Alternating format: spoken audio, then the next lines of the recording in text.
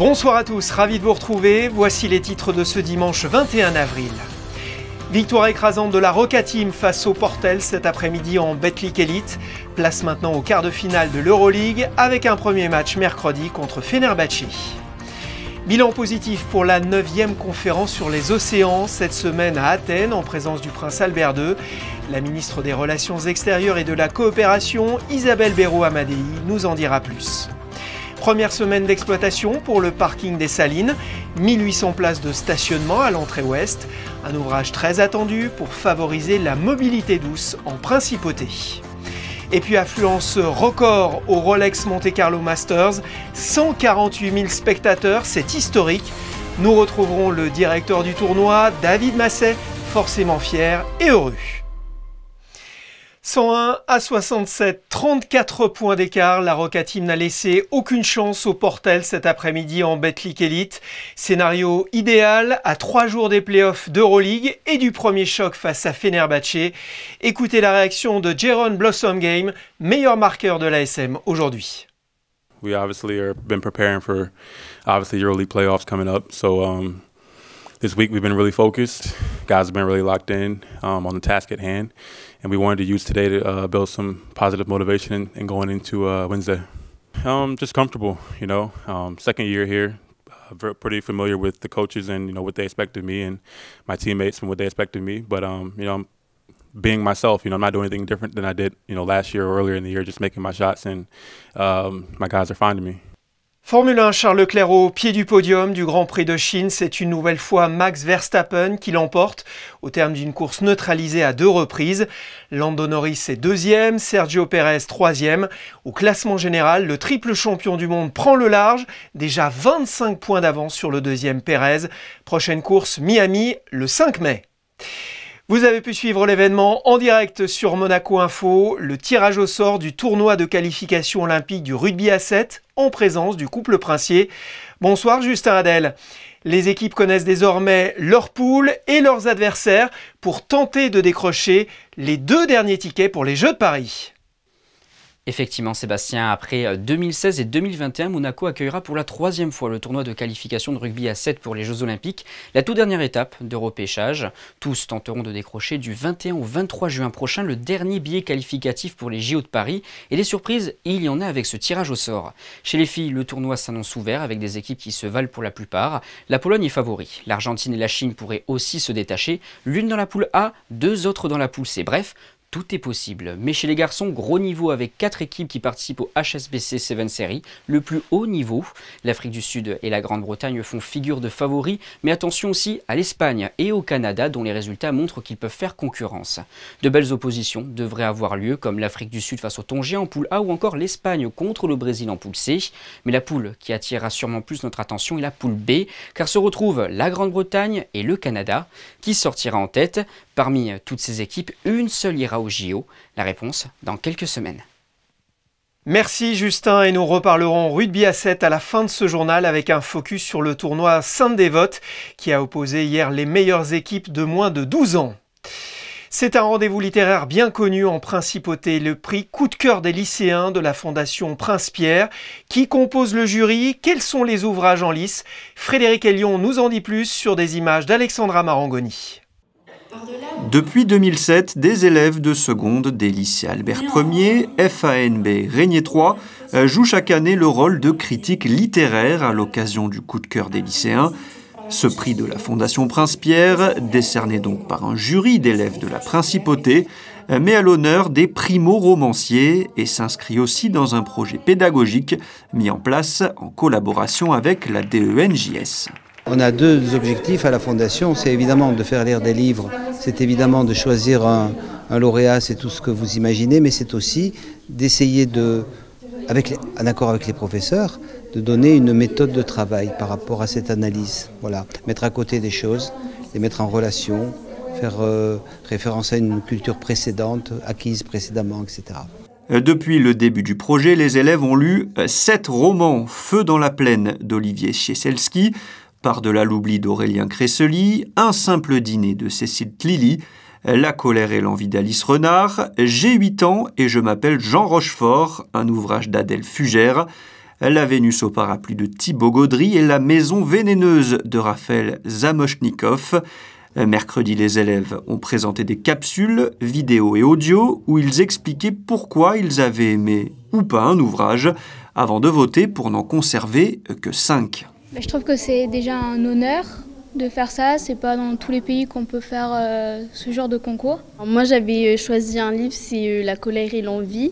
Donc c'est un livre que je n'ai pas beaucoup aimé parce qu'il y a des thèmes qui ont été abordés que j'ai trouvé très malaisants. Et ça permet aussi de lancer la carrière de certains auteurs en leur donnant la chance d'être lus. Au final, le livre qui a été éliminé, donc La Vénus au parapluie, c'était le livre que je préférais et du coup, c'est dommage. Prochaine étape, décisive dans l'optique du vote final, le lundi 3 juin, les élèves pourront rencontrer les auteurs plébiscités et échanger avec eux. La 9e conférence internationale Our Ocean s'est déroulée cette semaine à Athènes. Les représentants de 120 gouvernements étaient réunis autour d'un thème cher à la principauté, la préservation des océans. Nous dressons le bilan avec la ministre des Relations extérieures et de la coopération, Isabelle Béraud-Amadei, au micro d'Alban Jean-Jambres. Je crois d'abord qu'on peut se féliciter d'une participation très importante à cette conférence. Il y avait vraiment beaucoup de monde, beaucoup de délégations étaient présentes. Des partenariats ont été créés, d'autres ont été renforcés. Ça a été le cas pour ce qui concerne la principauté, puisque Son Altesse Sérénissime a participé à des événements parallèles, notamment grâce au Medfund, qui est un fonds fiduciaire qui est destiné à préserver des aires marines protégées en Méditerranée. Ce fonds a été instauré par la France, la Tunisie et Monaco. Un autre partenariat, c'est la Monk Seal Alliance, qui a été là initiée par la Fondation Prince Albert II et qui est destinée à préserver le phoque moine en Méditerranée, ou encore un autre partenariat qui est bien ancré dans le paysage de la protection des océans, c'est BIMED. Donc c'est aussi à l'instauration de la Fondation Prince Albert II qui est destinée à lutter contre la pollution plastique en Méditerranée. C'est un bilan positif puisque des millions d'euros ont été annoncés pour justement préserver les océans. Et puis cet événement nous a permis aussi de nous positionner et de préparer la prochaine conférence des Nations Unies sur les océans qui aura lieu, comme vous le savez, à Nice, sous l'égide de la France et du Costa Rica. Une conférence au Monaco a toute sa place puisque nous allons organiser en amont de la conférence, quelques jours avant, un événement ici à Monaco sur le financement et la Blue Economy qui est destiné donc à lever des fonds pour préserver les océans. Donc je pense que c'était important aussi pour Monaco d'être sur place pour annoncer cet événement à venir l'année prochaine. Revenons à présent sur le grand événement de la semaine en principauté, l'inauguration du parking des Salines par le prince Albert II, le ministre d'État Pierre Lartout et le conseiller de gouvernement Céline Caron-Dagioni. Grâce à ce parking, ce sont plus de 4000 trajets en voiture qui devraient être évités chaque jour. Émilie Flamin, Alexandra Marangoni. 1800 places de stationnement, 15 étages, 3 entrées, le parking des Salines devient un lieu clé pour la mobilité de l'ouest du pays. Avec l'accès facilité des navettes express qui permettront d'être très rapidement en centre-ville, une navette express donc qui sera en direct vers l'office du tourisme et une autre qui sera en direct vers la Condamine. Vous avez cette galerie des Salines qui vous permet d'être en 10 minutes à Fontvieille.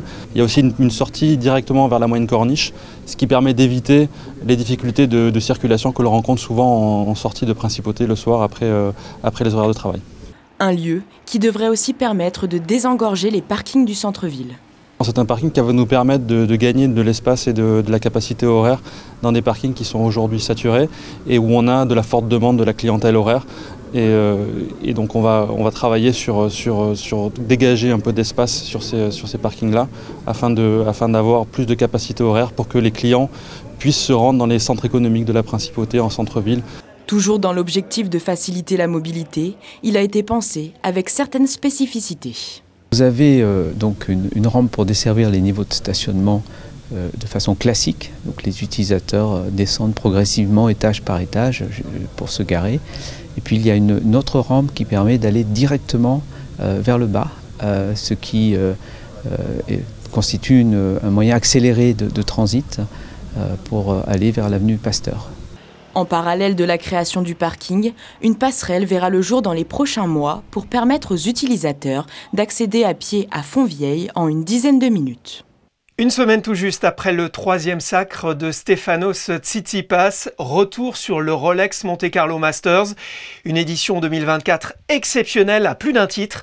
Le directeur du tournoi, David Massey, était notre invité dans le journal de 19h de vendredi.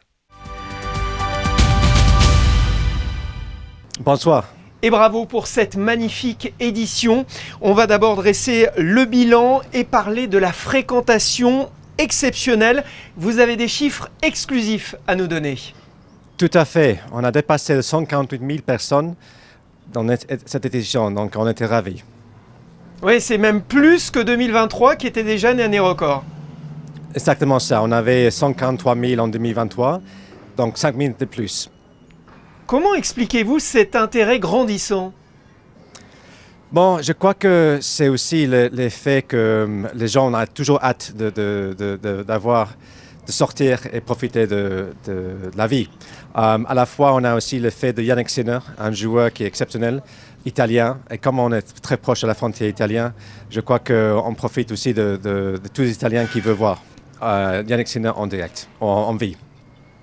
Oui, une fréquentation record qui profite à toute la principauté, notamment les restaurateurs du Larvoto. L'un d'eux nous disait cette semaine qu'il n'avait jamais vu autant de monde pendant le tournoi. Ah, mais on souhaite ça, on souhaite qu'il y ait un impact pour toute la principauté à la fin, que déjà les hôtels sont pleins et que tout le restaurant pareil. Il faut dire qu'il y a eu du spectacle et du très beau spectacle sur les cours. Si vous deviez retenir un match, un choc, lequel choisiriez-vous ? Je crois que c'est la demi-finale contre Jannik Sinner et Tsitsipas, très très serré. Je crois que c'était vraiment un match où Jannik Sinner était proche à gagner aussi. Mais on sait que Tsitsipas, qui a gagné le tournoi déjà 2 fois et maintenant 3 fois avec le titre qu'il a pris dimanche. C'est vrai que Stefano Tsitsipas, résident monégasque et chouchou du public, a été impressionnant, seulement un set concédé. Hein.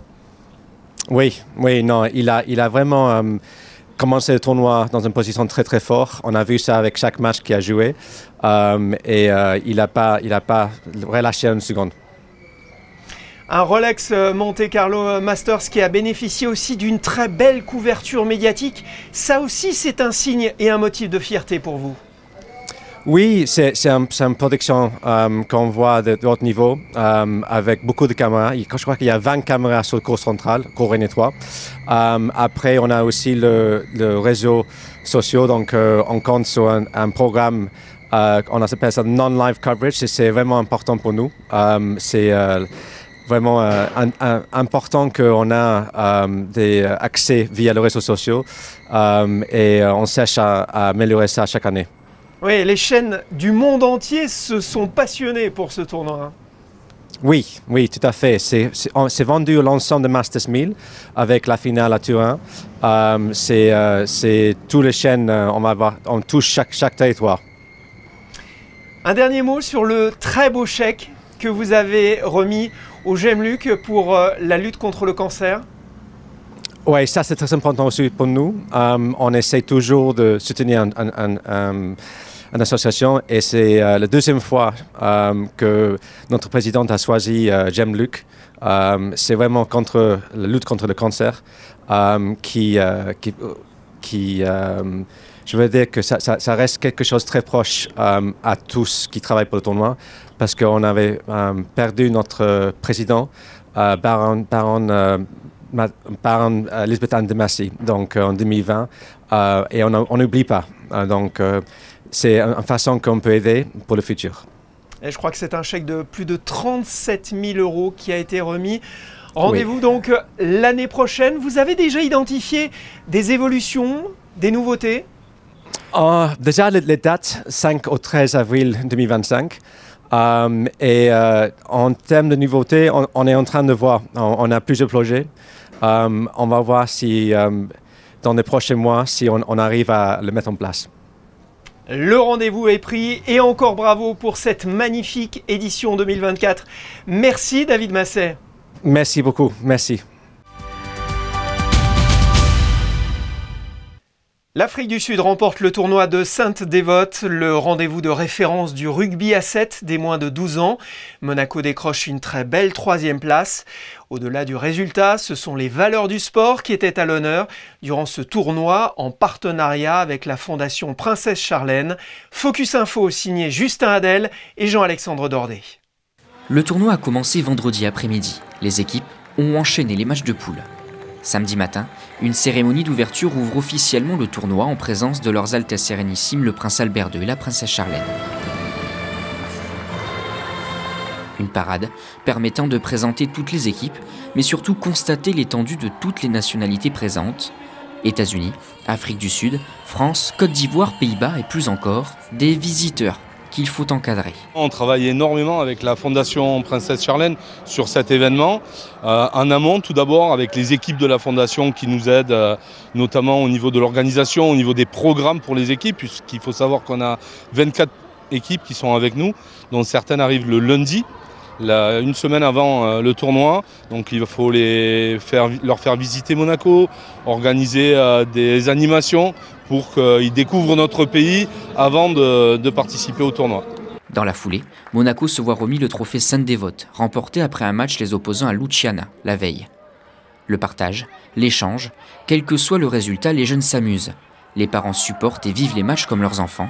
Pour la Fondation Princesse Charlène, s'investir dans ce type d'événement est important. Les valeurs du rugby sont des valeurs que la Fondation partage et souhaite faire partager à tout le monde. Et lorsqu'on voit ces jeunes, très jeunes enfants qui viennent et se congratulent, qu'il y ait la défaite ou la victoire, et ils sont vraiment très respectueux aussi envers les organisateurs. Et ça montre vraiment que ça va être de bons adultes pour demain et c'est ce que la Fondation souhaite.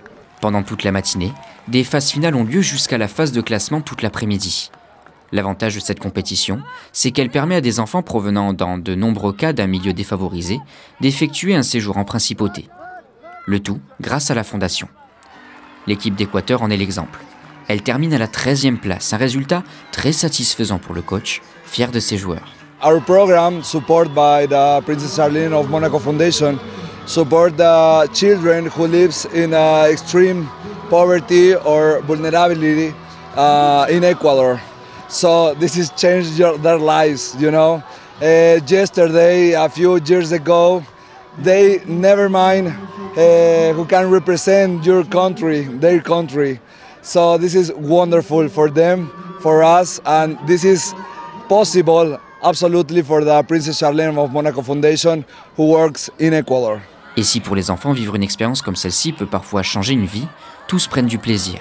Un moment de partage, de convivialité, où les valeurs du rugby permettent de rassembler au même endroit des jeunes du monde entier. Une manière de faire tomber les barrières de la langue. You get to represent your country and you can do them proud, even if you lose games. So yeah, it's a big pleasure. En fait, c'est toutes les équipes qui sont meilleures et on peut se challenger dans tout. C'est très bien. Quand on est dans les tribunes, on parle ensemble avec les autres nations, on s'amuse un peu parce qu'il y en a, ils parlent français aussi. Merci pour cet accueil et franchement, ils ont bien travaillé, donc merci beaucoup. Pour cette nouvelle édition, Monaco décroche la 3e place après un match face à la Suisse. En finale, c'est un schéma identique à la précédente édition. La France, représentée par Montpellier, est confrontée à l'Afrique du Sud. L'année passée, les Springboks l'avaient emporté, et cette année, le résultat est le même. Le tout sur un score de 5-2. Monaco, we really love you.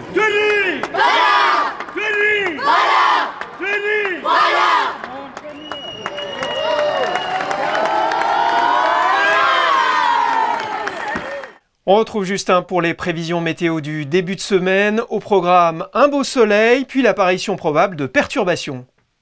Effectivement, Sébastien, la journée de demain sera très agréable avec un beau soleil toute la matinée et une partie de l'après-midi. Mais le ciel devrait se charger à partir de la mi-journée jusqu'à même provoquer un risque très faible de précipitation en début de soirée. Les températures, elles, varieront entre 8 et 14 degrés. À titre de comparaison, nous avons perdu 7 degrés en l'espace d'une semaine. Pour la mer, ça ne bouge pas, le thermomètre reste fixé au 16. Le soleil se lèvera à 6h33 et vous pourrez admirer le coucher de soleil à 20h23. Alexandre, demain, c'est votre jour. Merci Justin, c'est la fin de ce journal. Merci de l'avoir suivi. On se quitte avec la rétrospective des événements qui se sont déroulés les années précédentes à la même époque.